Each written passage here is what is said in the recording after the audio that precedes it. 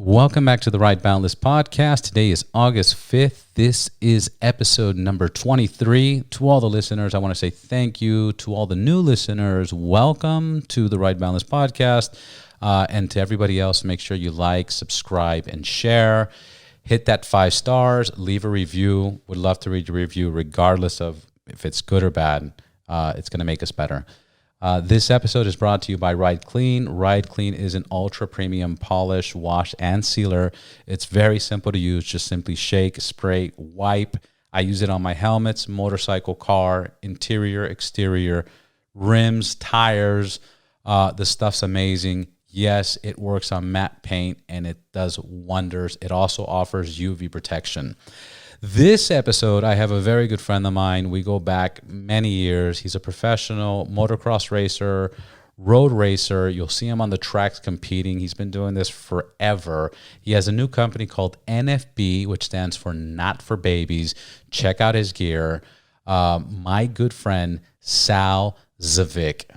So get ready for a good show because here we go.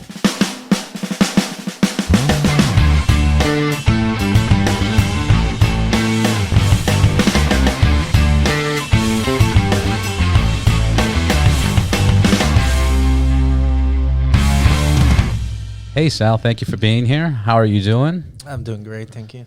How's this whole COVID-19 affecting you? It's a big question. It affects all of us, right? It affects all of us, but I heard you were losing friends. You were telling me you were losing friends and they were taking you off your account. Yeah, I'm not losing friends, but I think people are... it's funny because, we have friends from both sides of the political spectrum. Right. And I've noticed that on both sides, you got those people who are open to hear you and some people like they can't even grasp that you have a different opinion. And that's where the problem starts.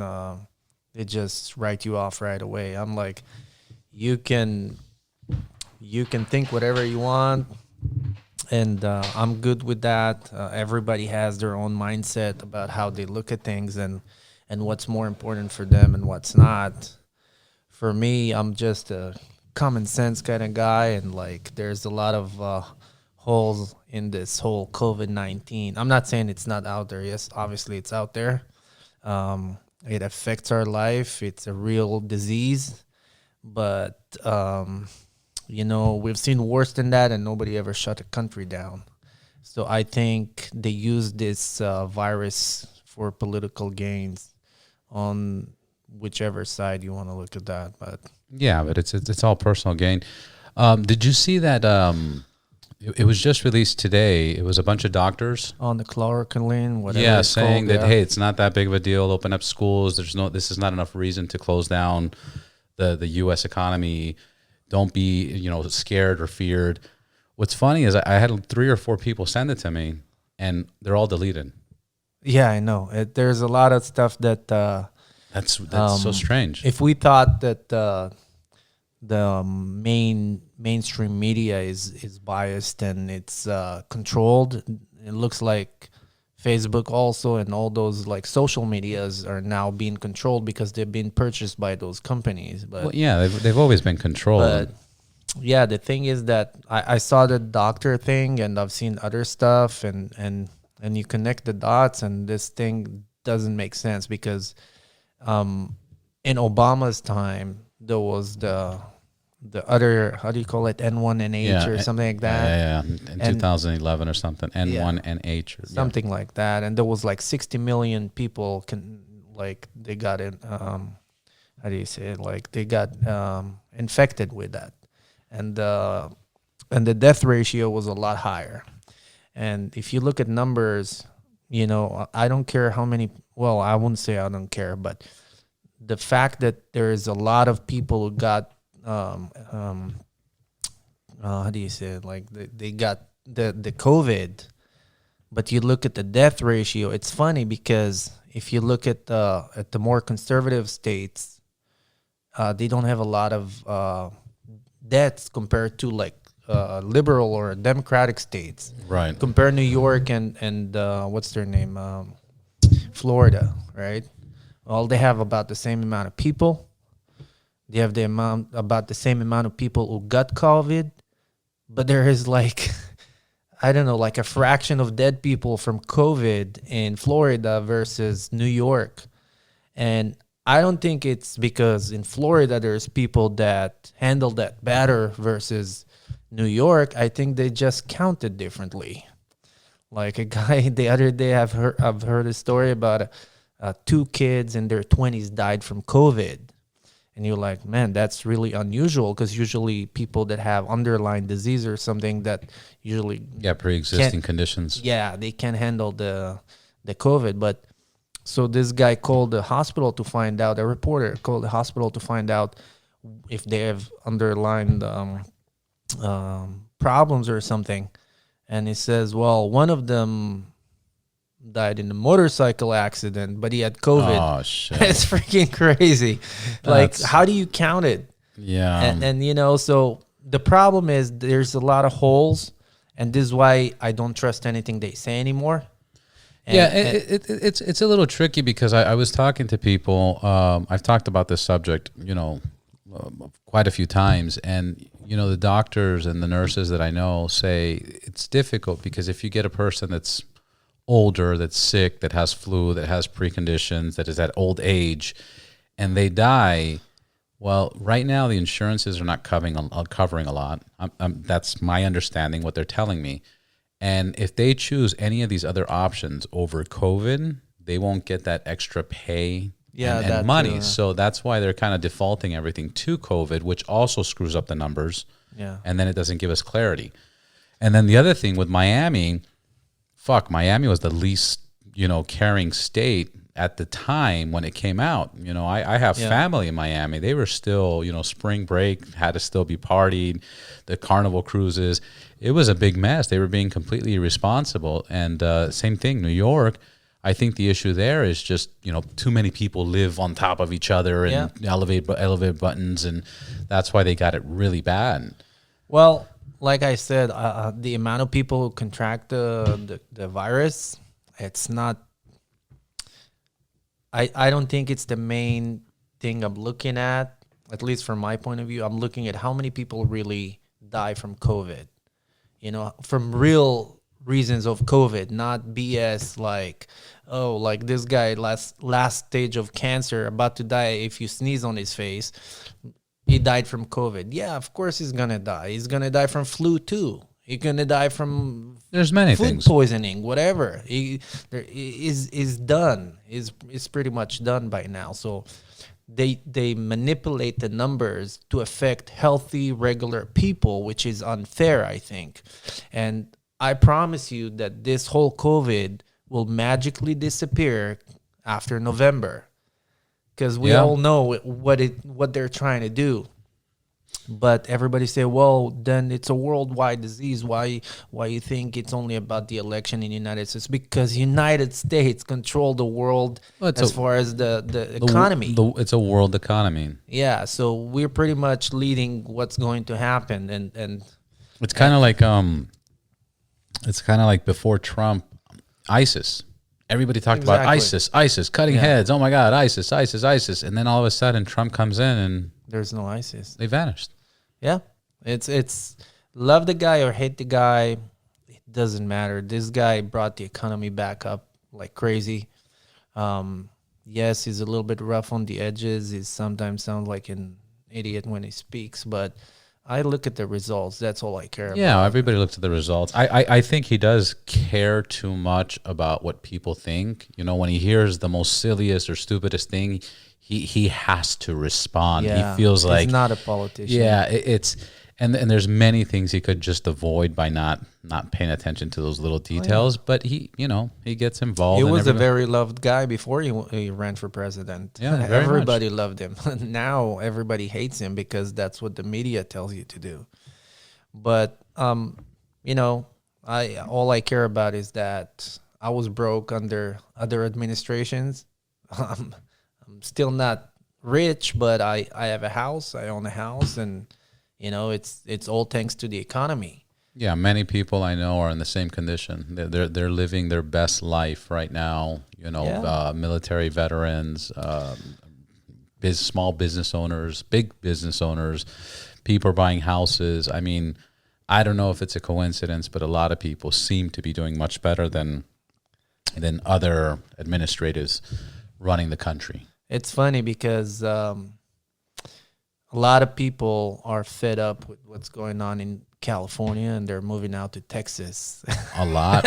Which is the capital of conservative country what's funny is that people from Texas are getting mad that so many Californians are moving there because now their housing's going up, their prices are going up, their gas is going up. It's that, and I heard they start to take key positions in running the state. In Austin, for example, there's a lot of Democrats starting to get involved. Too. Yeah, and they're like getting pissed already. I mean, the other day I had a debate with a friend about not a friend, somebody on Facebook. I have 5,000 people there. I don't know everybody, but something about gas pricing, like how here it's over $3. In other states it was as low as $1 something.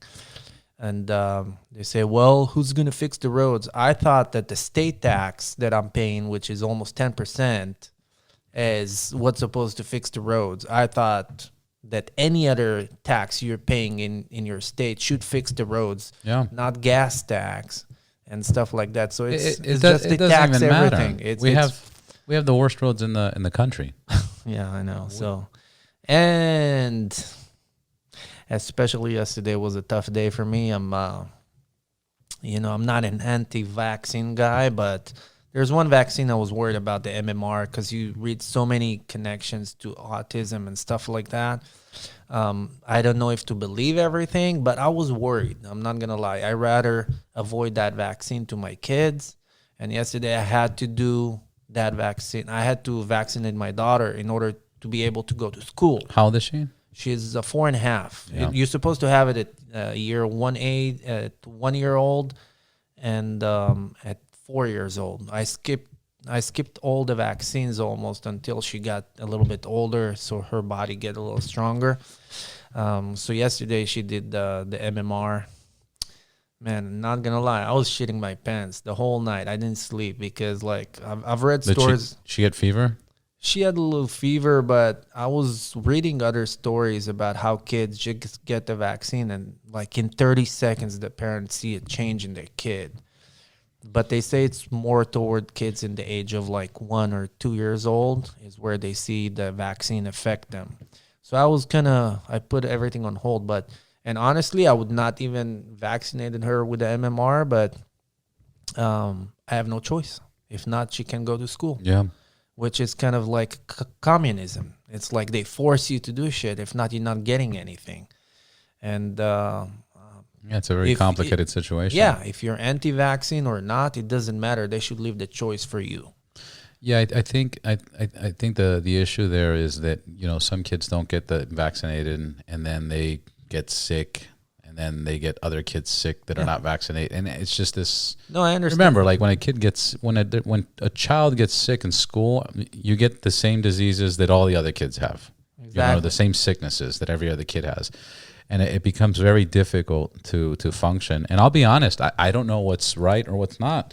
I got a year and a half. My baby's a year and a half, and he's got a vaccine coming up, and we're like, we don't want to do it. We don't want to do it. We don't want to do it. But then, it's weird. If you look at one research, there's plenty of research supporting it. And then if you look at the other side, there's plenty of, research opinions that it's not so valid. Yeah, I'm just like you. I don't know what's right, what's wrong. But you know what? Just like the COVID-19, why do they delete off the internet the stuff that go against the agenda?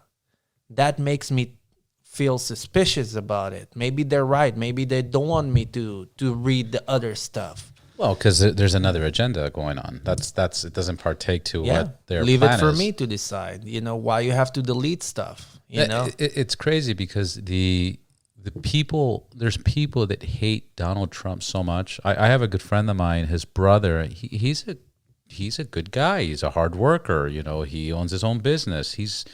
But he has a hate and rage, and I've never seen him be aggressive until now that you talk about Trump. He gets mad. He's even hit the wall, and I'm like, man, I've never seen this from you. It brings out another side, and it's crazy to think how far they would take it to ruin the economy, to screw up, the United States of America, just so they get a win, or just so they get a chance of winning. It really doesn't make sense to me. It's not it. I've been really got into it. All these things sucked me into it, and it's a deep rabbit hole. It's you find out that between Obama, Bush, Clinton, all those guys down to Reagan, they all pretty much the same. They're all being controlled by big pharmas, big banks, all the big families, Yeah. And Trump is the only one that is not.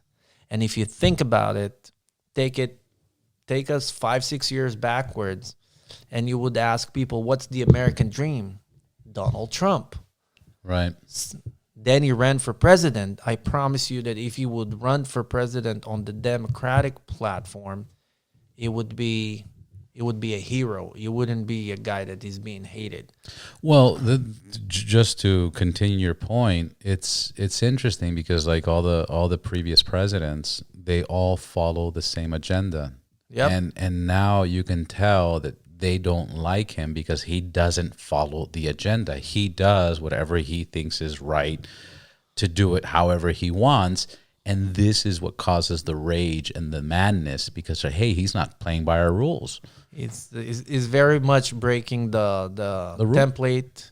Is not playing with the globalists, which it can be either Republican or Democrat or Libertarian, whatever, but they all play to the same tune of the globalism, and that's where he's like different.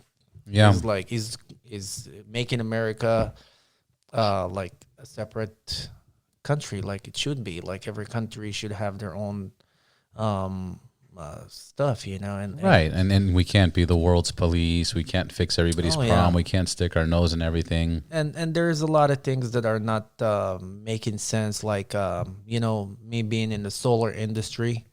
I'm having a little bit of experience with the world, how do you call it, where they have like the clean energy, the clean air, all that stuff, and we were part of it, and we're America. I think America was the biggest money, donator to that organization. And the funny thing is that countries like China and India, they're the biggest polluters on the planet, and they pay nothing into that organization. And they expect America to follow this most strict regulations and everything. And we're good. We're doing really good in that spectrum. We're definitely doing good, because I remember in the 80s, 90s, California. Do you remember the smog, or not the smog, the pollution that we used to have? It was yellow, especially when you would look at from the valley to downtown, and now it's much better. It's a lot better. We're doing great, and we're still paying for everybody. And it's all taxpayer money. Take that money and put it back into our country. Why do we have to spend it outside? I understand there's a lot of money going out, and we need to help people outside, because some of the problems out there, we created them, like we do, but we need to choose our battles. We can't save everybody. Exactly. And then a lot of governments, a lot of countries that I've traveled to, it's always the same thing. It's the government taking advantage. It's the government that's advancing. It's the people that are always suffering. I mean, it's very unfortunate, but we can't fix everything. We can help as many as we can. We can, guide, and we can show, and we can lead. But to like come over and start a war and protect, it's insane. We're gonna burn up through our resources. Yeah, I mean, there's a lot of wars that are not necessary, and but it is necessary for some people to create reasons for us to be in certain places in the world so we can control stuff. But I'm very on the fence on a lot of things. Like you take an example, Libya, right? Yeah, they're not the most friendliest country in the world, but why did they take Gaddafi out? Really, Right. he had the biggest stash of gold in the world. He had the most, like, if you look for gold, he had the biggest stash in the world. Also, they say something about, like, he has more printed dollars in his in his country than the United States. That's crazy. It's crazy. Like, he was the richest Does man. that even make in the world. sense? Cash flow, he was the richest man on the planet. That's what they say, and that's one of the reasons they took him out. They don't care about human rights and stuff like that. Supposedly, that's why they went in. That was the right? reason. Yeah, look in Africa. That's where you want to look for human rights, and stuff like that. There's a lot of places on the planet that there is human rights violations. Start with China. Well, forget that. Start here in America. go to downtown LA. Go to Skid Row and look what's going on. Go on the 101 and get off on any single exit and tell me what you see is not ridiculous. There is tents on every exit from the 101, from downtown all the way up to almost Tarzana. Yeah, I just read an article the other day. Not really the whole article, but I read a part of it, and they say there was like an increase in the homeless population of 12%. That's huge. It's huge, but because they passed the laws. Which laws?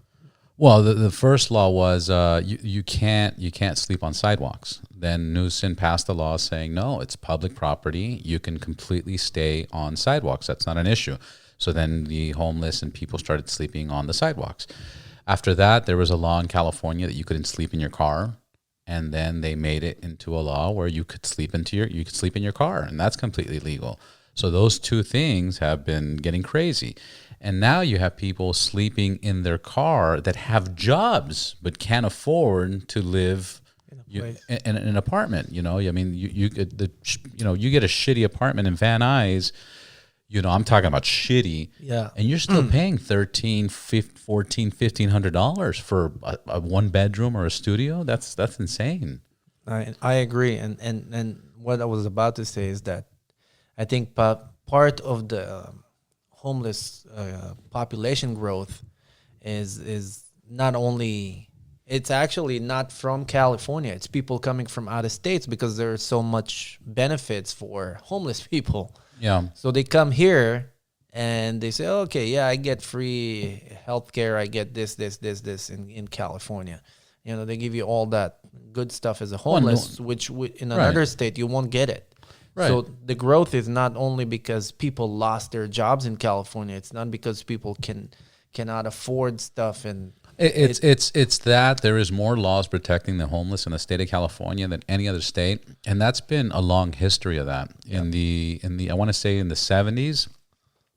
In the 70s, it was a very similar situation, and other states would fill up buses with homeless people and take them, because San Francisco is like the capital of so they would get, different states would get their homeless and send them to San Francisco and open up the doors and let them fill the streets. The other reason, I mean, and this is just my, common sense of thought, but another reason people come, there's so many homeless, is because the weather's pretty fucking nice. Yeah. That's why I don't even live this state. Yeah, that's why none of us leave this state, because the weather, just the weather by itself, you don't get those crucial winters. You don't get the fucking humidity, heat that you get from Florida or New York. You don't get those extreme weathers. You have a consistent even you being a motorcycle rider, which we'll get into in a little bit, we get 11 months out of the year to ride. Like, how insane is that? Pretty much 12. Pretty much 12, yeah, because our rain is not even rain. Our rain is like sprinkling, whatever, and maybe we'll get a few days of actual rain. And it's nothing. People from the East Coast laugh at our rain because it's silly. It's nothing. Yep. Over there, it's a shower. It's a full blast for shower. days. Yeah. 4 days, And it's on and off. One moment you'll be standing and it's sunny, and the next moment clouds come in and it's just pouring rain on you. We don't have that issue. So that's another reason I believe that there's so many homeless in California. Yeah, I went to Seattle to shoot a commercial there, and in September I left California sweating. I got there. I needed a coat, not In not Seattle? even a jacket. Yeah, it Wow, was raining. Seattle rains 10 months out of the year. I mean, That that's was not insane. even. It was snow in the mountains. Yeah, no, Seattle's another beast. I've been up there a few times, and I've never seen the sun out there. It's just constantly raining. That's how the weather. I can't do that. How is the whole current situation, the COVID-19? How is this affecting the solar industry? Solar is actually, it's funny because I work for a company that is nationwide, and in California it's affecting it, but in a sense of not in the amount of sales. It's more about how you handle the business. Some people don't want you to come to their house. Some people said, okay, come, but let's sit outside. Some people only over the phone. So the process, emails, the process is different, but it didn't slow down the industry. On the contrary, because now people are not working. They're looking at a bill of, let's say, $200 a month, and you give them a payment of like $90 or $100. They're saving 50% on the payment. It's just make it easier for them, and it makes sense, especially with the price hikes that we always see with the power companies. So yeah, it's busy, but out of California, there's a lot of states that they're not really feeling the COVID because they live in places where they don't get to see people all the time. Right? They don't live on top of each other like the major cities do. I was talking to this lady over the phone, and I told her okay, I'm gonna shoot over the proposal, open it up, let's look at that together and see if it makes sense for you. And she goes like, well, I cannot do that. I told her why, and she goes, because I'm talking to you right now from about 1.5 miles away from my house because I don't have reception where I live. Oh my and God. I told her, but you have internet at home? She goes, yes. I told her, well, your phone should be working if you have internet. She goes, it doesn't work. But it's just, Well, that depends. Working or not, the point was like, That's how people live. She don't see anybody for days. Yeah, that's how people live. And her issue probably was that she has like AT&T, and AT&T doesn't let you do the Wi-Fi calling. Like T-Mobile's always allowed the Wi-Fi calling. Okay. Sprint started doing that. Now they got bought out by T-Mobile. But there's certain companies that block it out for whatever stupid reason. So yeah, some people just go grocery shopping for a whole week and then they don't see people after that. So are you kidding? They don't even do that. They call Amazon Prime. Amazon Prime delivers. They get a shipment once a week, once a month, and that's it. That's how people live. But yeah, so it's different. But in California, you definitely feel the COVID. I actually, for a minute, kind of like the COVID situation because like driving Traffic. was so easy. Traffic. Man, like getting to downtown LA from my house can be like sometimes an hour and a half. Yeah. But it takes me literally, if there's no traffic, under 15 minutes. Yeah, I can get there in 10 minutes now. Yeah, so it's much better. But it looks like it started to get... There's its moments. There's its moments where it's getting packed up, especially if you're on a car. Sal, let's get into your motorcycle background because that's really exciting. How would you, for the sake of the listeners, how would you introduce yourself and where can we find you? I go by Sal. My full name is Sal Zvik. Actually, some people, because I introduce myself as Sal, and they see my name on the timesheet and stuff like that, they see Sahar, so they don't make the connection. Yeah. There's a lot of people that talk to me and don't know that you're Sahar. Yeah, so but yeah, I've been racing for about 18 years. I started pretty late, to be honest. First time I put a leg over a motorcycle, I think I was like 24. Yeah. And then I started racing in Europe in age about 27 or so. I ran. What's the average rate? First of all, what kind of motor? Again, just for the listeners, what kind of motorcycle do you ride? What kind of races did you start? And what's the average age that people usually start to get into this industry? So right now I'm riding a Kawasaki Ninja ZX10. It's a 1000 cc. But most of my life I was on the 600. It's only in the recent years that I jumped up to the leader bike. They call it a super bike, race bike, street bike, whatever people call it. But it's the fast one. Fast one. Yeah, I do motocross for fun and fitness. Yeah, I've seen a lot of posts on your Instagram. Racer 161, right? Correct. Yes, Racer 161. I need to maintain my page a little better, get more followers. Be consistent. Yeah, that's a tough one, but yeah, it's been a life journey for me. I think you can say that almost half my life I've been riding a motorcycle. So, but to answer your questions, with 18 years of racing experience, I have over 20 years of riding experience. But the racing experience I have, which is 18 years, that would be a retired racer now. Yeah. Most racers, I say most and not all of them, they usually come from a family where the dad want the kid to ride a bike, and like they put him on a motorcycle at age 3. Right. So it's like a second nature for them. Like you don't have to be talented to be fast on a motorcycle. It's just repetition. Like I don't consider myself a talented guy, although I heard it a few times from people, but I don't consider myself a talented guy. I just like to.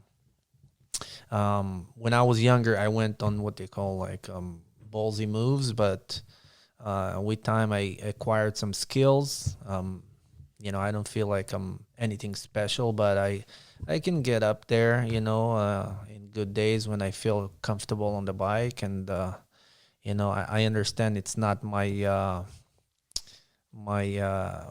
livelihood. I don't depend on that to make money, right? Is that always? So it's always been a hobby, or? It's more than a hobby. It's my life surrounds around it. Like I would make schedule change at work or something just to make it to a race weekend. But it's a very expensive sport. That would drive your brother mad.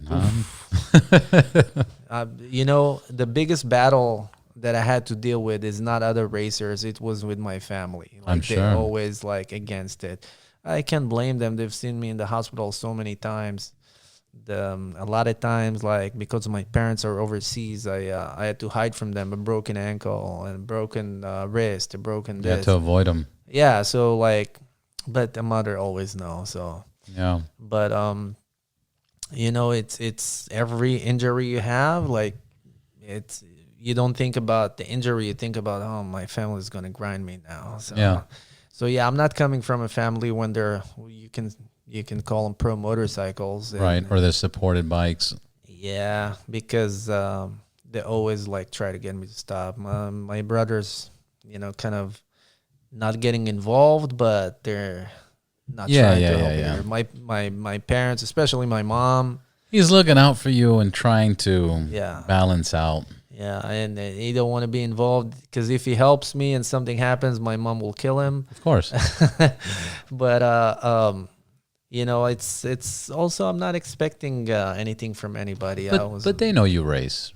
Oh, definitely. They came one time to watch me race, and that was the last time they actually came. They're like, nope, that was too much. Too much. So how did you start? You're 24. You said 24 years old. When you started? 24 years old is when I threw your leg over the bike. Yeah, threw a leg. Actually, I got a bike when I was 21 or 22, but I had an accident same day. So the bike was You had an accident the same day that you rode a bike? First day. Actually, when I left the shop with the motorcycle, the first corner I've seen, I crashed. Yeah. I picked it up. Oh, so you were on a track? No. No, just riding around the bike. Yeah. And then I picked it up. I went home, cleaned up. In the evening, I felt like, okay, let's go for another ride. Now, real quick, I want to get into your accident because that's why we listen to the podcast. That's what we want to know. Get some experience. Why did you crash? What happened? Was it preventable or just That was a rookie mistake. rookie mistake? Yeah, Right? like I didn't even know how to turn a bike. I just watched on TV and I thought, okay, I can lean the bike. Where'd you get the bike from? That was in Israel. That was in Israel. Yeah. But whose bike? You bought the bike, or I you bought a used used bike. Ah, okay. Yeah, So I you bought a you used bought a bike. used bike. You paid for it. You take it down the street, and what happens? And first corner I'm seeing, I'm trying to lean the bike over.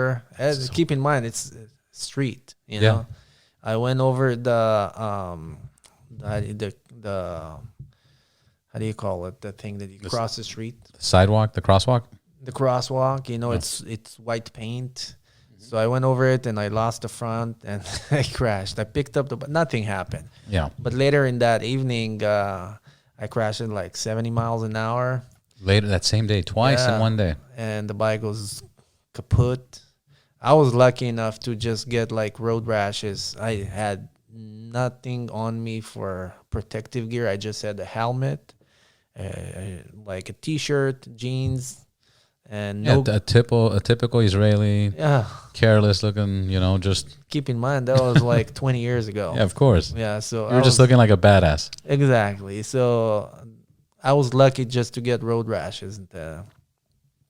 But that was the first experience, and then it took a good couple of years actually when I came here to United States for a visit. I actually came here for a surfing trip, and then I kind of stayed here a little bit and worked a little bit and bought myself a CBR 600, which I was riding it, and I was actually smarter this time. I had protective gear.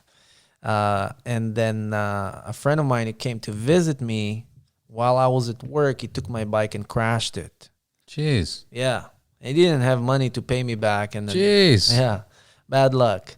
So I went back to Israel after that. And there was a gap. And I started actually, I bought a bike about a year later or something.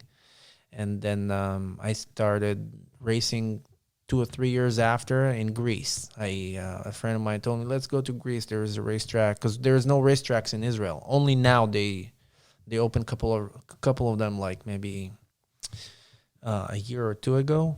Very recent. Yeah, and so I used to go to Greece, and I used to travel back and forth.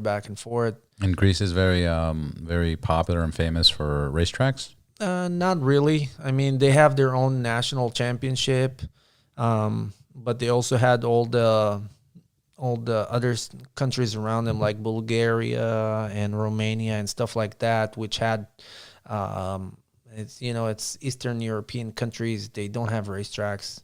Yeah, good ones, I should say. They use airports for racetracks at that time. How far was the flight from Israel to Greece? It's only it was 2 hours to Athens, and then from Athens to Saloniki, it's another couple of hours of flight, and then from there it's an hour and a half drive to the track. So 5 hours tops. Yeah, it was a travel of like about half a day, right? Yeah. And then I went there to try a friend's bike, and I bought it from him right on the spot. That's it. I want it. And that's where the love affair started. Like, that's where I started. And I started to do like the North Greece Championship. It's like, call it a club race in Greece. And when the national championship from Greece was coming into that specific track, I used to race with them too. But I acquired some friends over there. It was fun and all that. And then I tried. It's stupid. I was a novice rider, and I went and tried to qualify for a race in the World Super Sport Championship. That was in Italy, in Imola. No, was it Monza? In Monza. And obviously I didn't qualify because I was not fast enough. And then I tried again in Germany, and over there I was closer. I still didn't make it. But I kind of like thought, okay, I got to build more skills, and I gotta get better. And you got to push the gas a little bit more. Oh It's yeah, scary, huh? it's at that time it was scary. Now I know it's a function you have to do. It's not driven by fear anymore. You get to a point where you know it's gonna work or it's not gonna work. You want to push it to the edge. If you feel comfortable on that bike that day, like you'll do it. Some riders are, that's their job. They have to always be there. They have to be at the last few percent in order to be competitive. I don't have to do it. I'm fast enough to qualify to any race I want, but I don't have to win it. I do it for fun. 20 years of riding motorcycles. And you got sponsorships and everything? I do have sponsors. It's not money sponsors. I don't get paid by any sponsor because, I'm not consistently doing the national circuit. I'm just doing club racing, and when they show up into if Moto America comes to a local racetracks, I will go and race it. But there's some restrictions that don't allow me to feel the most comfortable there. For example, it's they have what they call a spec tire. It'll be on a Dunlop, which is really good. But I'm a Pirelli guy. I get sponsored by Pirelli. And there's different characters to those tires, like huge difference between them. It's not about how sticky it is. It's about the carcass stiffness and stuff like that make the suspension on the bike completely different. So, you want to bring your sponsors to the race, but you can't because it's contradicting with what the rules are, which is limiting because they would probably had a lot more racers on the grid in the national championships if they opened up the spec tire situation and change it to call it like a control tire. So you can have different brands, but only certain amount of tires. And that's what they try to do. They try to even, do like even field that everybody get the same thing, right? Right. So that's why they did a spec tire. But in the same time, they kind of limit themselves on how many riders can afford that. There's a lot of good local guys that, let's say, is sponsored by Pirelli or by Michelin or by Bridgestone, and they can go race in the national championship if they would be allowed to bring the tires with them. Right? Because tires, it's a big deal. And that's what you train with. That's what you practice with. That's what you're used to. Exactly. You don't have to change anything. You already know what the bike is doing and everything. So, and it's a big deal. I don't want to compare it to a car because every sport has its own challenges. But on a motorcycle, a tire, it's a big deal. And if you can bring your own tires and you get sponsored, you don't have to buy the tires. So that alone save you like $2,500 that weekend. Yeah. And you can go through that much that quick. Oh yeah. You got to get new tires every session. And sometimes you want to throw a fresh rear halfway through the session just to get that extra bit to get a good lap time because, it's qualifying. You want to stay as close to the front as you can. So the faster you go, the closer to the front you're going to be. So if somebody is comfortable on the Michelin and they make him ride Dunlop, if somebody is comfortable on the Bridgestone, they make him ride Dunlop. First, two things happens. First of all, he has to buy the tire when he could have got it from his sponsor, his local sponsor. And the other thing is now he has to find a good setup for the bike in a very short time. They give you like 30 minutes 3 times before the race. 30 minutes. And like you have 2 practice sessions and 1 qualifying. And at that time, you have to figure out the bike, you have to figure out the racetrack, you have to do a lot of things. And some of the changes require some time. For example, if I want to change the ride height on my bike, let's say I want to bring the rear up about 3 millimeter, that's a 15-minute job. Yeah. Like if a session is 30 minutes, what do you do? Like, are you going to make that change, or are you going to say, I don't know, maybe I should do it for the next session? And you lose time. There's a lot of teams out there that they have the manpower to do it.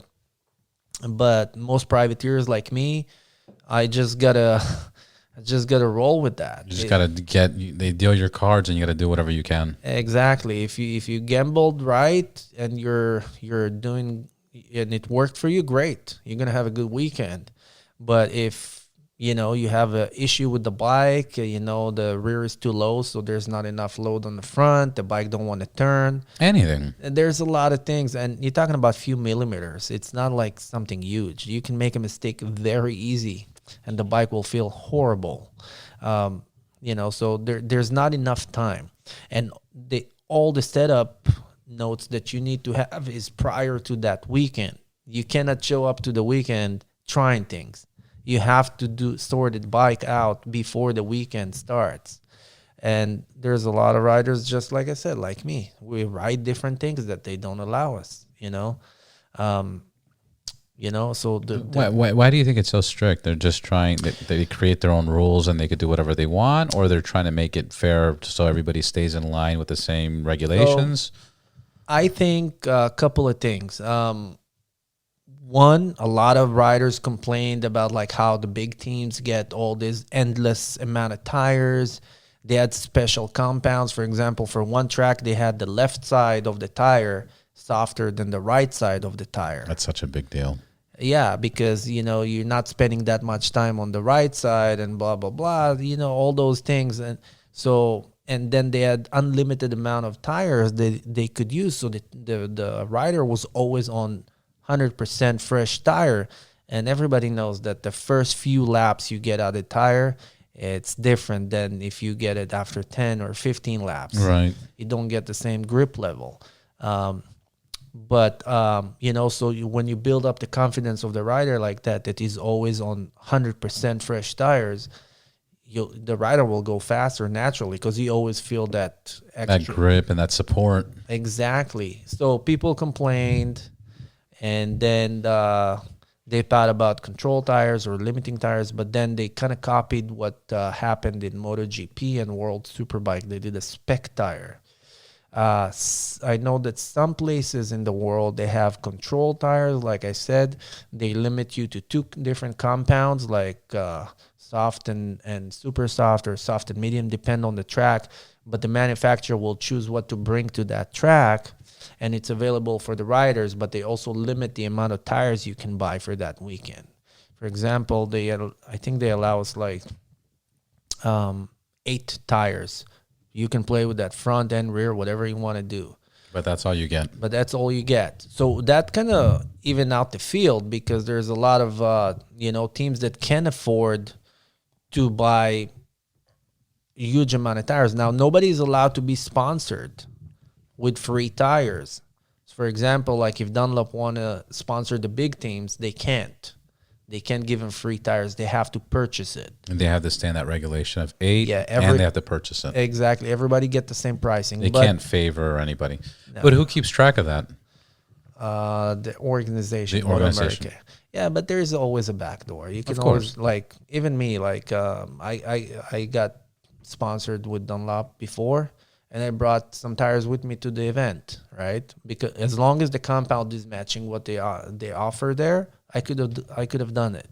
Right. But in the same time, it's not fair for everybody, and that's what I'm trying to say.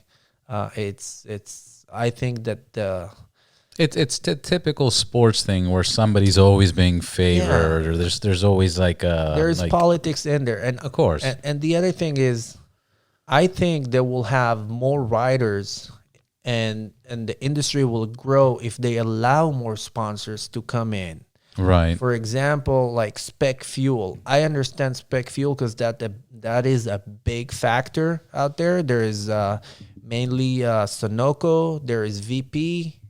There is few manufacturers for race fuel that you can bring in there, but they kind of they close the door. It's only one manufacturer, right, for tire, for fuel, because those are the two key components. Limitation on engine build. Okay, great. Everybody get to build the engine the same way. You know, you So don't everybody has to fight guidelines to build their engine. exactly. What about the body of the bike? Can you do whatever you want? You're not allowed to change the frame. Wheels has to be. Can you do all carbon fiber if you want? Yeah, you can do whatever you want, but it has to look exactly like the stock bike, and there is weight limit.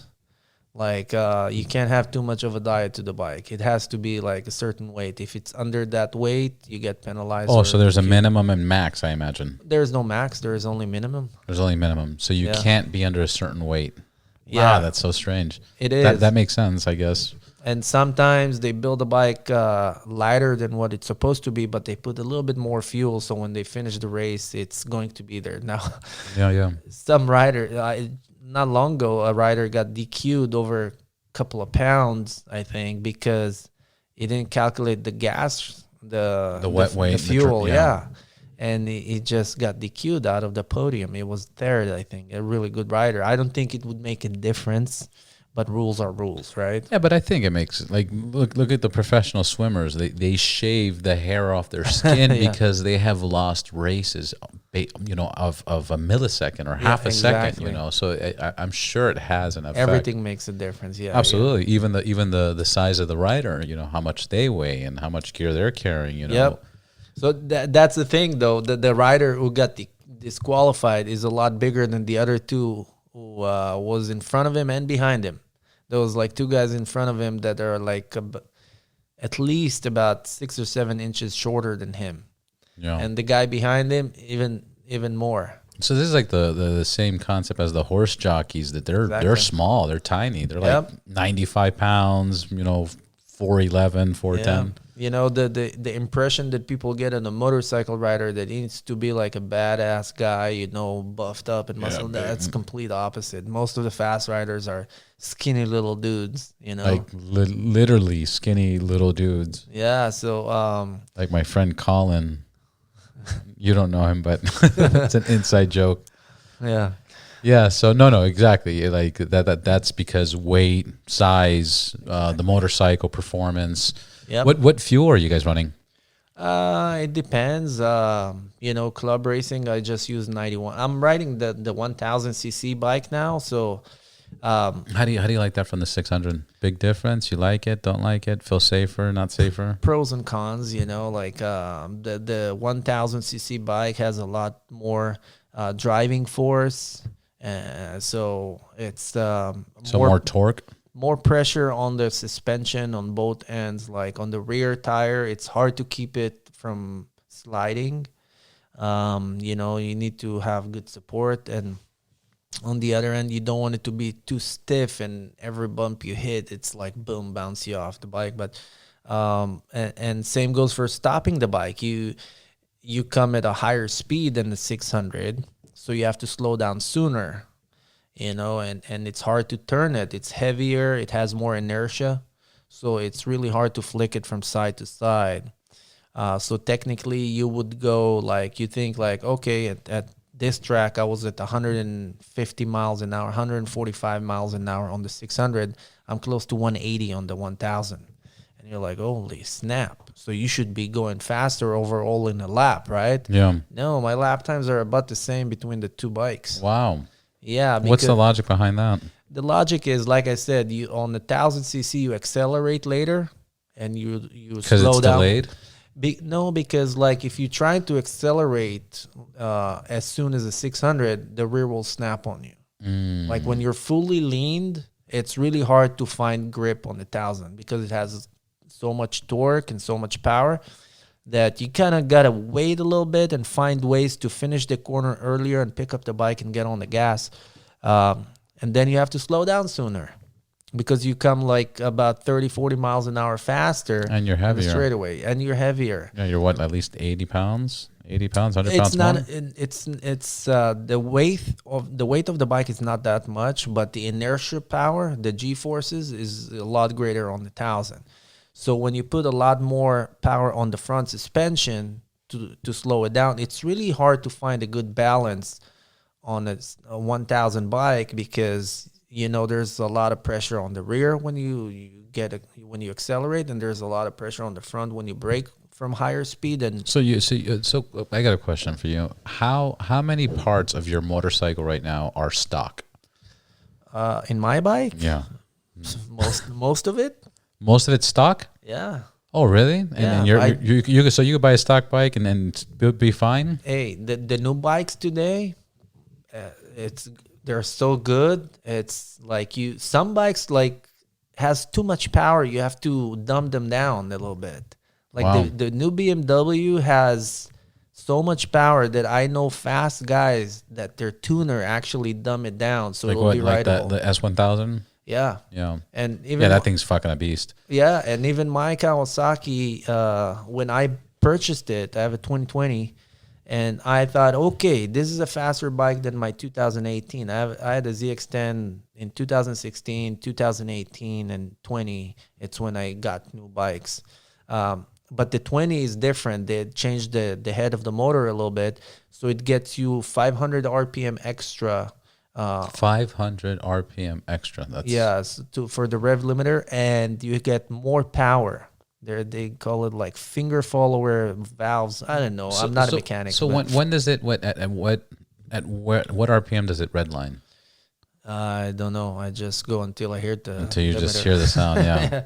No, because But I think I think them. it's like 14 something. Yeah, 14 or 15. Yeah, because like the 600 it revs higher. yeah, mine's is like the Harley's like at 8,000, I Yeah. believe. You know, it's redlining, and the BMW I think redlines at same 8, 9. Yeah, but to answer your question is, it's harder to set up a 1000cc bike than a 600. 600, if it's set up good or not, if it's close enough, you'll be able to ride it really fast. On the 1000, if it's not set up right, like it's really hard to ride that bike. So why'd you make the move from the 600 to the 1,000? You just wanted to try it out, and No. it's something you kind of regret, or? So, as a privateer, like I said, I don't have sponsors that pay me, but Kawasaki has what they call a contingency program.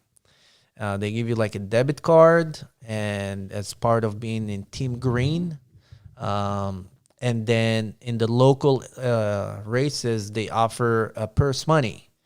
So they offers like 500 for first place, 250 for second, and 125 for third. It was more before, but this year it kind of came down a little bit. Yeah, dropped a little bit. But they offered that in 3 different races over the weekend. So potentially I can make money, and that's why I went to the 1,000, because on the 600 they only offered that in one race when it's $500. So you went for the better deal. So I went for something that can potentially put a little bit of money in my pocket and allow me to race more freely with things I need to buy and stuff like that. Because And has it been doing that? it's actually been really good, but You're relearning everything all over, huh? yeah, the thing is that I don't think I'm that okay. I'm not a great rider. I'm a good rider. Yeah. On the 600, I say I would place better than on a 1000cc bike. Like I'm a faster guy on the 600 than the 1000. I just want to clarify, and I'm sure I know the answer, but the 600 category doesn't race with the 1,000. They're 2 different divisions. Exactly. Yeah. 2 Which separate obviously that's the case, but I just wanted to make sure, for the listeners, Yeah. for Mark and Colin.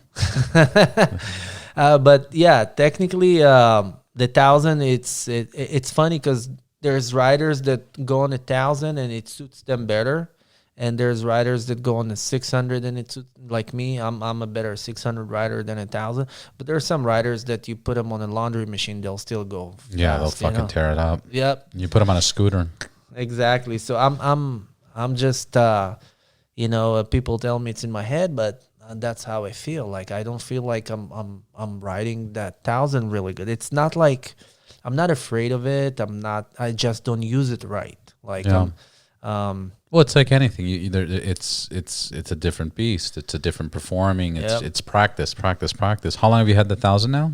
I would say from 2016. So I would say that's the 4th year. 4th year. Yeah, And still, it's. man, I'm telling you, this is why I'm so frustrated. And Like the problem is you can't teach an old dog new tricks, right? no, I don't know. It's just that I'm my riding style. It's to go fast on a bike, you have to be really smooth. You have to be really smooth with the throttle. You have to be really smooth with how you brake. You can't slam on the brakes. And that's my problem. I'm not smooth. I'm too aggressive on the brakes, too aggressive on acceleration. You're too mechanical. Yeah, I'm on-off kind of guy. So, and it's not good. So, and I keep getting, yelled at by the guy who tried to help me. Tell me, dude, you're too aggressive on the brakes. Dude, you're doing this. I'm trying. It's hard. It's hard to break. It's hard to break habits. Yeah, because you see, I'm more of a competitive guy than actually a rider. There's riders you put them by themselves on the track and it'll go fast. I'm driven by seeing someone else, and if I see somebody in front of me, I'm trying to brake later than him, and that's what messed up everything because it's really hard. It's like saying there's competitor. Like there's a competitor mentality. Like I have a friend of mine, Jaime. We're always competing. It's always competition. But all of a sudden, the skill goes out the window. Because you're just kind of like in that fight mode, and you're just like you're not doing things like you said, suave or smooth, and now you're just being more on off. Yeah, exactly, and that's where it is. It's forgivable on the 600.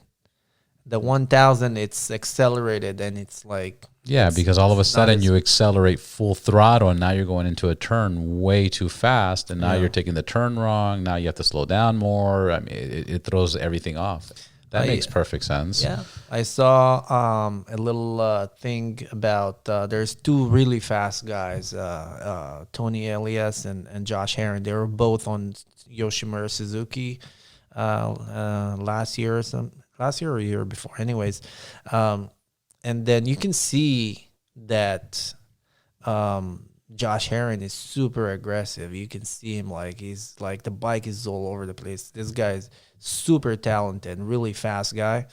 And, but you see him always, the rear always sliding, the front is moving and his elbow down and all that. And you see Tony, which is a short guy, is super smooth, right? And Josh Herring said he checked the data. He kind of overlapped it on Tony's data. And he says that Tony was using half the throttle coming out of a corner, and he was still moving forward faster than Josh because Josh was spinning the rear, right? While Tony was grabbing. It was actually gripping better when you don't have full throttle on, and he was moving forward. While Josh was advancing. He was actually spinning and staying. I wouldn't say staying in the same spot, but he was moving forward slower because the rear was actually spinning instead of moving forward.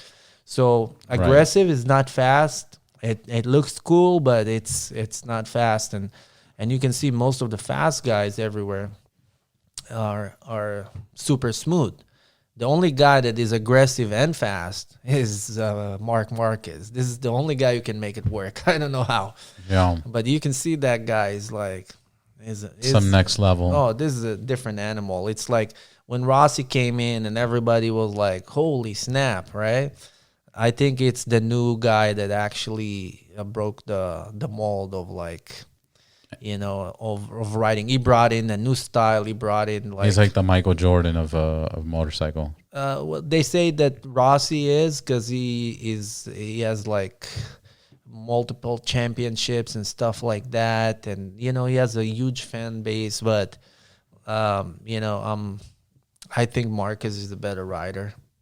But some people, this is on the 1000. Some people division. will stab me for saying that. Yeah, watch out. This is a MotoGP. It's like comparable to Formula One. It's you don't allow to have stock parts on it. It has to be like prototype everything. And Superbike is closer to what we ride. They have a lot more modifications, but if you look at Johnny Rea, that has been a world champion 4 times in a row on a ZX10, but the guy is super, super smooth. Like you see him ride and it's it looks effortless. And you're thinking man, how, it looks easy. Why everybody else is struggling? Look at this guy. Yeah. But most of the fast guys are super smooth.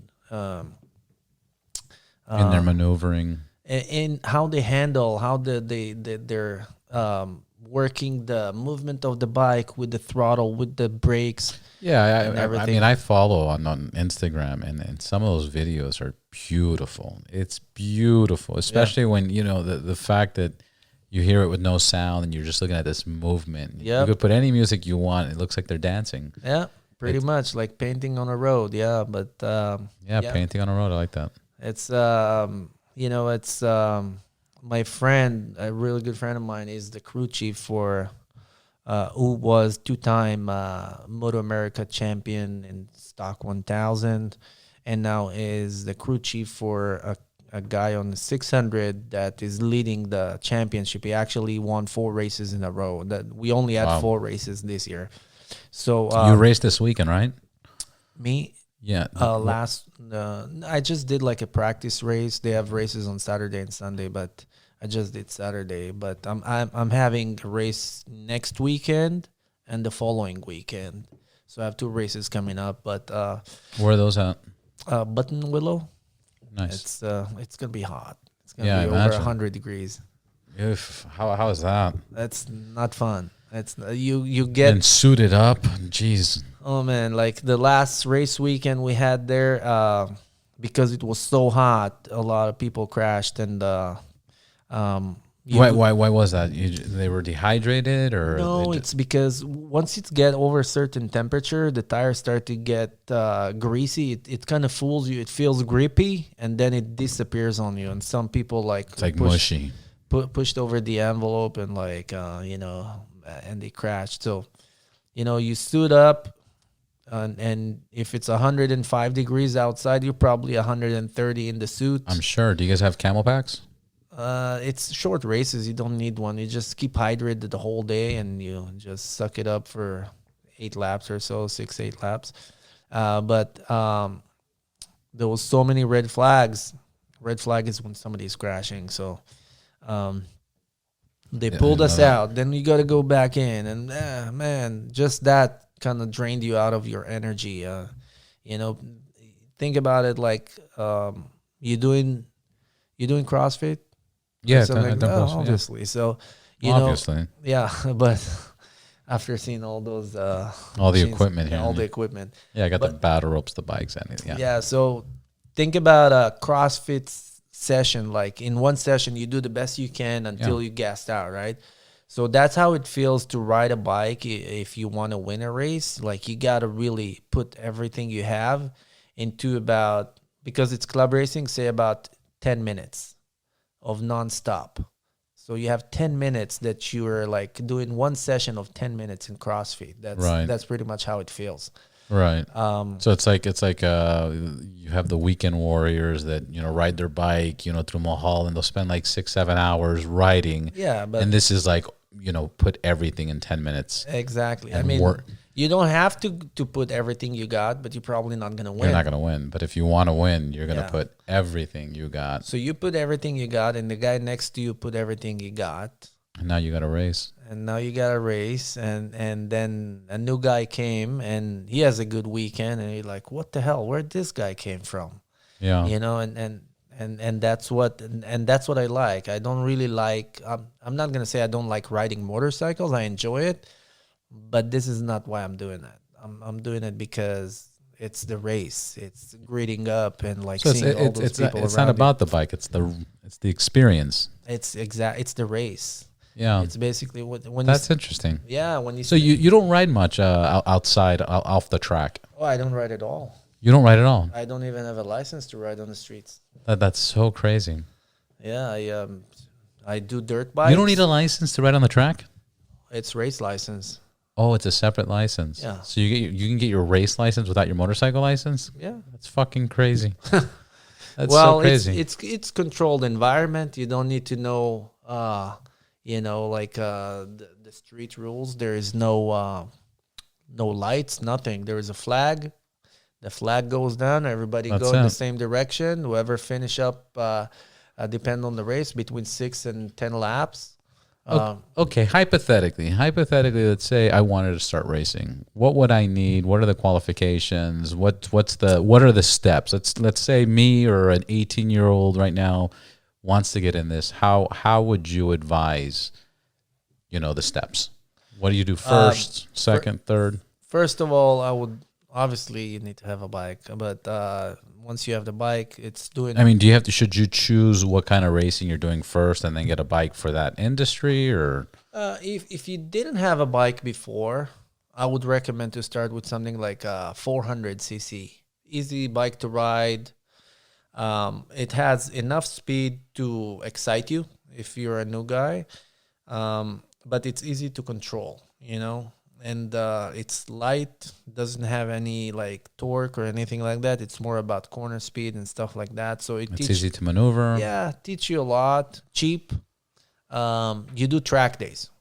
You do a bunch of track days until you really feel comfortable on the bike. When I say comfortable, I mean you're not afraid of it. You're not afraid to break late and get out of shape and be able to still fix it, and then that's when I say. So you would say the next thing would be gear. Well, you have Safety. to. You can't really get on the track. No, and that's why I'm saying let's just go raw. So you gotta get an affordable bike, 400, 450. After that, get some really good fucking gear. Don't go cheap on your gear because you're gonna regret it later. Oh yeah, it's painful. Do track dates, and then the track dates. What do you do? Just Google online and look for places. There's a bunch of clubs that run the track days. You can go and you pay depend on the track. Like Fontana will be expensive. It's like $280 a day. You get 8 sessions of 20 minutes.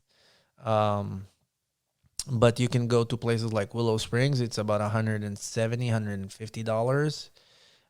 8 sessions. Most of the clubs are doing 8 sessions of 20 minutes.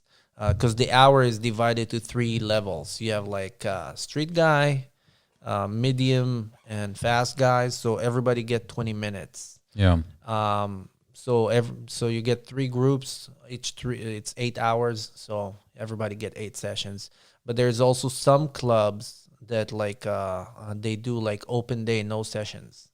Open day, no sessions. Got it. So it's open the whole day. You go and ride as much as you want. And I promise you're probably going to ride less than riding the 8 hours at 20 minutes a session. Because when you have a sectioned session, you don't want to miss it. You want to maximize. So you rest for 40 minutes and you go up again, even if you don't feel like it. Once it's open the whole day, I've seen people riding for 20 minutes and they sit down for 2 hours or something. Right.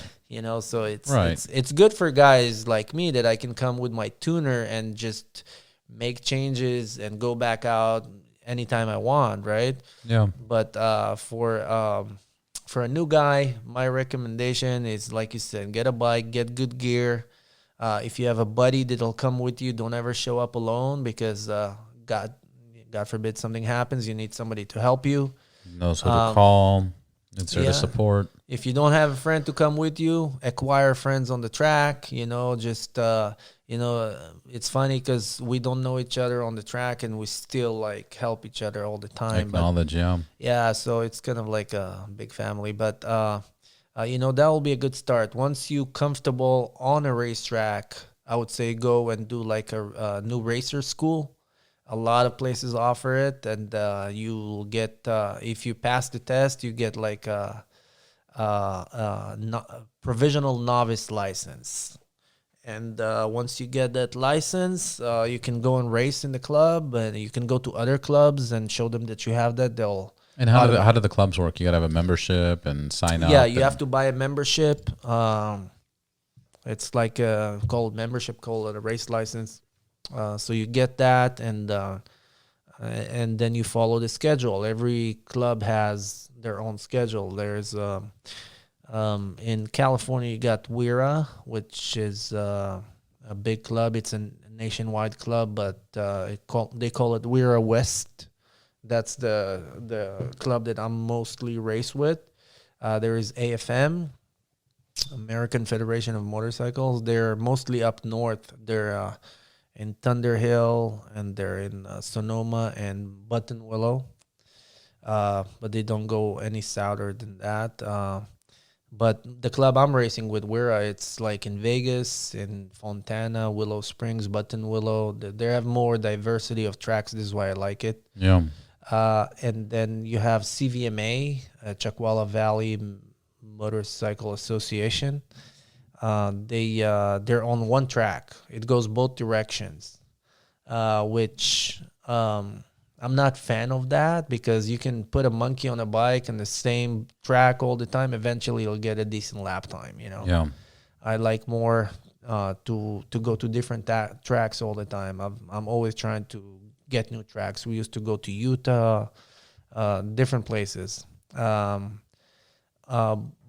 yeah, those are the three most dominant clubs in California. I think they're actually the only clubs, but all of them are very good. All of them have really competitive grid. There's always, in any club, you're always going to find at least 3 to 5 guys that are really fast that can run in the national level.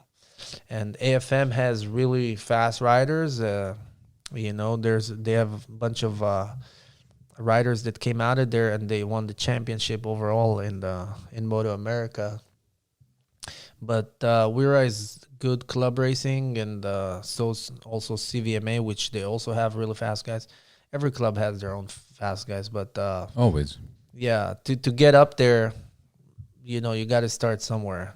Yeah. And I recommend, if you're in your 20s or something and you want to start with a small bike. Big bike will throw you off and break you physically and financially. Yeah, it's interesting because I have these conversations about, what your first bike should be. And, obviously Harley Davidson versus street bikes is completely different because, on Harley, everybody goes with an 883 or a 1200 for their first bike.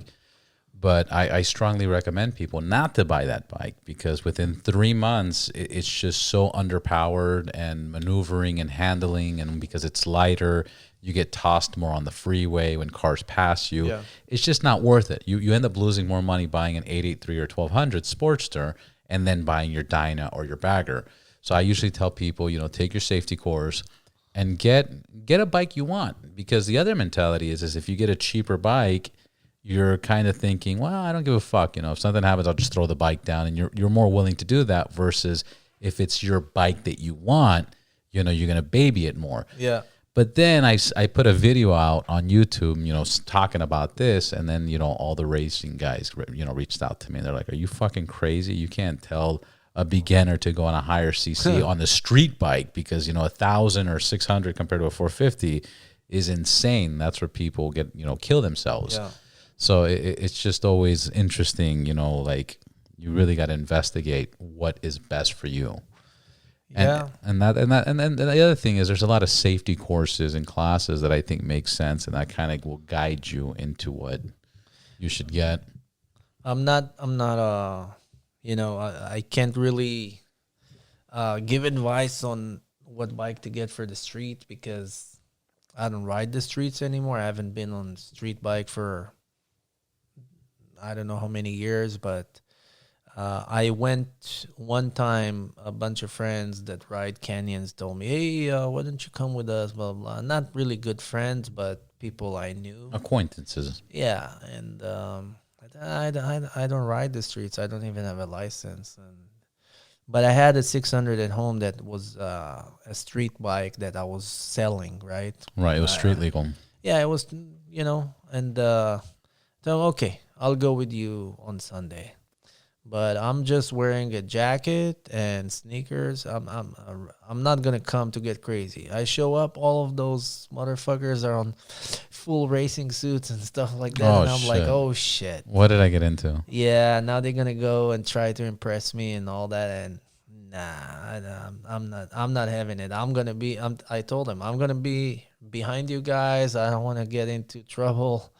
I don't even have a license, and I started riding with them, and like I'm at like about 30-40% of my ability, and I'm in front of all of them, and they can't catch up. That's funny that I was going to ask. It's funny that you want to stay in the back. Yeah, and you're in the front somehow. But you know what? I took a second to look around me, and I'm like, dude, if I fall now at this like 70-mile-an-hour corner right here. What were you riding? Angeles Crest? No, it was like going somewhere from Malibu Canyon or something. I don't know. Got it. One of the canyons in Malibu. Yeah. and I didn't even know which direction I'm going. I was just going with the road, and like I'm like, if I'm crashing here at 70 miles an hour, I'm coming out in two pieces under that guardrail. Right. It doesn't take much to finish your life over there. On the track, I've actually crashed at 140 mile an hour. And you slide. Well, I broke my shoulder and stuff like that, but that's considered to be an easy out, you know? Like, I know people at 30 mile an hour in the canyon, they crashed and like they ended their life. Yeah. Their head hit the, the post on the guardrail and they broke their neck. Yeah, especially the equipment that people ride on the weekends. Most people just go with Vans, and they go with shorts. I got a buddy of mine. He Hawaiian shirt. He's never done. What's weird is he's never done it to this extreme. But he was wearing a Hawaiian shirt. He was wearing shorts, a 3/4 helmet, completely open, and then Vans. And he ate it. I mean, he's fine. He got some road rash, but he crashed and ate it. And I was like, what were you wearing? And I always try to tell people, fuck, at least put your boots on. I mean, there's cool boots. Put on some nice boots, wear some pants. I get it. I've done shorts, once or twice, literally once or twice, but, and it feels refreshing. But as soon as I get off, I'm like, what am I doing? I used to be that idiot that I'm lecturing to people to, but I paid the price a few times, and like, once I got on the track, I think a track is like educating you, like, absolutely, on everything, and it goes with you. Yes, it's nice to ride with a wife beater and shorts and Vans, like you said, and just do wheelies on the street. It's fun. It's fun. It's a good time, but the pay is going to be harsh.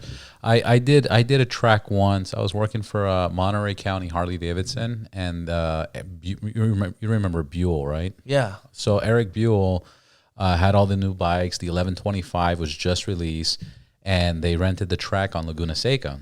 And they were like, for the Harley employees, we're going to test ride it. So I was able to go on the track. And it was a fun experience. We went following the guy first, make sure we can learn the track. And then he kind of let us do whatever we want. And that was enough for me to say, okay, I'm cool with Harley. I'll ride Harleys on the streets. I'll ride Harleys every day, but I will not get a street bike, unless if I'm on a track, because it just doesn't make sense to me. To me. And I know and I have a passion for motorcycles. I've been riding almost 20 years, and I ride every day. I ride every single day, and I love it, and I've gone long, short, but I know I can't have a street bike unless if it's on a track. No, yeah. It's too much power. Honestly, I'm kind of shooting myself in the foot because our industry depended on sales of sport bikes, right, in order to be able to get paid at races, like contingency and stuff like that. But honestly, like, I don't recommend people to go on the street with the sport bike, because it's so easy to get to such high speed. Like, you take without even noticing it. Yeah, Ninja 1000, like you go first, second, third, boom, you're like at 150 miles an hour. Easy, yeah. So I'm like, why are those bikes on the streets? Well, yeah, why is it on the street? I mean, people on Harleys, on a full bagger, you can hit 110 miles an hour, and you're going to Sturgis, or you're going places like that. Sal, what's next? What's next for you? You just going to continue racing, continue hustling? Yeah, you know what they say, you're never too old to race. You're getting old when you stop racing, so... I'm still running. I'm actually thinking about a switch next year back to the 600, because there's a lot of professionals who come and take advantage of that purse money. Yeah, and I can't beat them. They have better equipment. That's their job. They're better riders, so they taking away the money that I'm supposed to take. So I figured, might as well go to a 600 where you're more comfortable. Not only more comfortable, it's like, I'll put it this way. My best season on the 600, I lost only 2 races. All my races I won. And you're talking about like 7 race weekends that are sometimes double header, and it's 4 races per day. So I did a bunch of races, and I won a lot of them, and it felt good. It felt good. The competition was good. Some of the kids I used to race against on the 600 today, they run in the top level of Moto America. Um, so I want to go back there and try to to enjoy winning again, because I'm winning when the professionals are not in town, right? So Yeah. on the 600, I have a chance to ride against the faster guys and still be able to be with them or beat them. Now I'm getting my ass kicked. On this 1,000. Yeah, there's two professional guys that show up on a $100,000 bike, and I'm on a $15,000 bike. It's not It's a my big job. fucking difference. Yeah, it's not my job. They're better riders. I'm not gonna. Well, I'm a not gonna give $15,000 bike versus a $100,000 bike. I'm sure suspension, acceleration. I'm sure Yeah. everything, the clutches.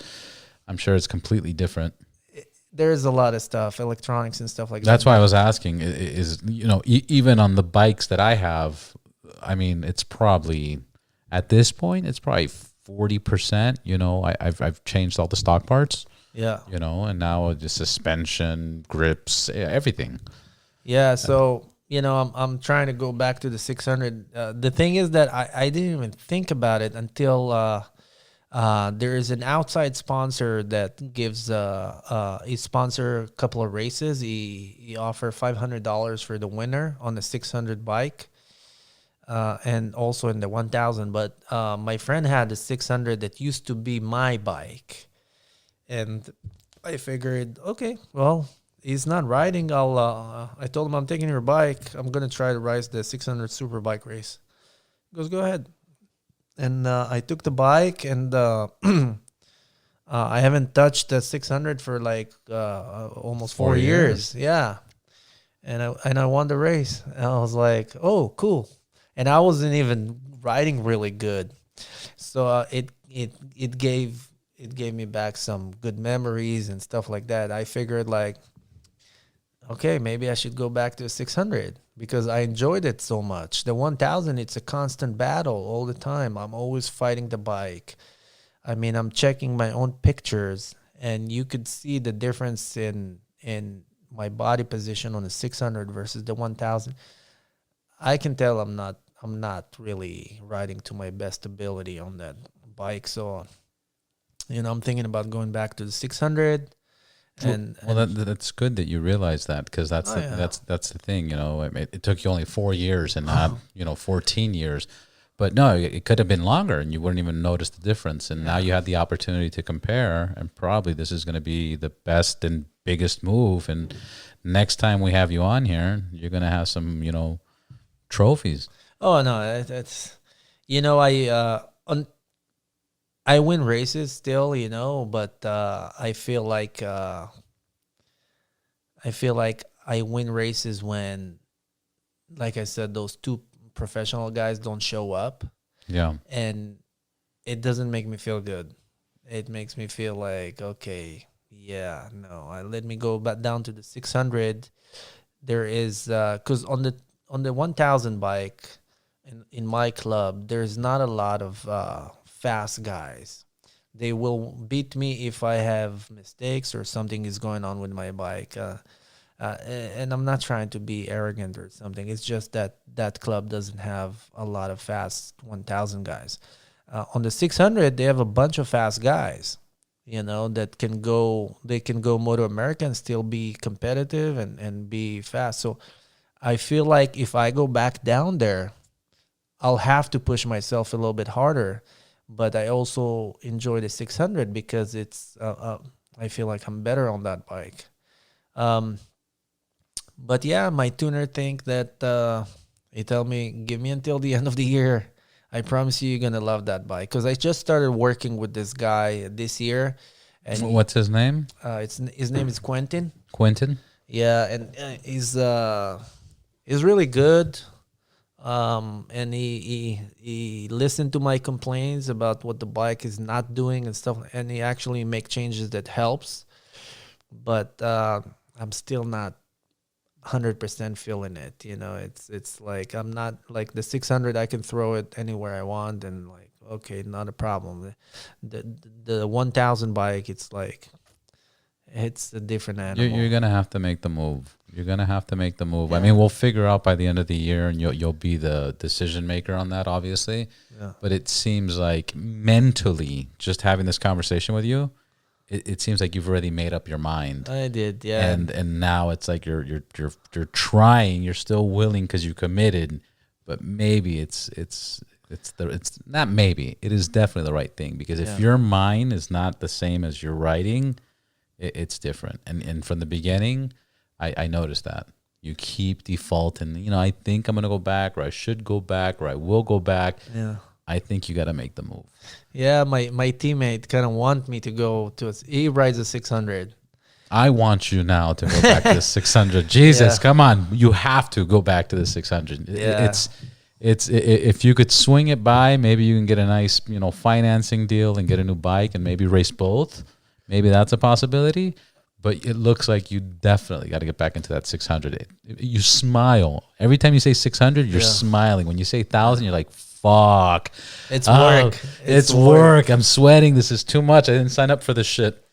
Yeah, it's like I said, my teammate kind of want me to, because I told you I did like one tryout on that race, and I beat him. Yeah. And it felt good. Look, you're smiling again. Fuck, I don't know why I don't have cameras pissed. He was so pissed. He goes, I told him, dude, what's going on? I haven't touched a 600 for 4 years. He goes, no, my motor. And this, he really had a problem with his bike. But it got to him.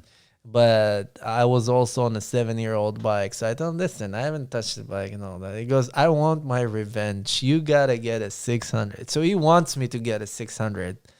But we want you to get a 600. I don't think he's gonna like me on a 600. Mookie, if you listen. Yeah. Well, hopefully next time we get you on here, you got back your 600 and you're feeling good. And once again, where can people find you? What's your Instagram? And Instagram is Racer161. I promise to maintain that page a little bit more. And my Facebook is also Racer161. And if anybody want to say hi at the track, come over. I'll give him some Ride Clean polish spray. That'd be awesome. Thank you, Sal. Yeah. Brother, I appreciate it. Thank you for being on the podcast. Cool, man. All right. And that's a wrap for this episode. Thank you, everybody, for listening to the Ride Boundless podcast. Make sure to like, follow, and subscribe. More importantly, share. If you know anybody that's in the motorcycle or car industry or is a fanatic or whatever the case is, let them know about this podcast. Sharing is caring. If you've already subscribed, thank you. If you haven't, make sure to do it. Until next week, ride safe, ride hard, ride boundless.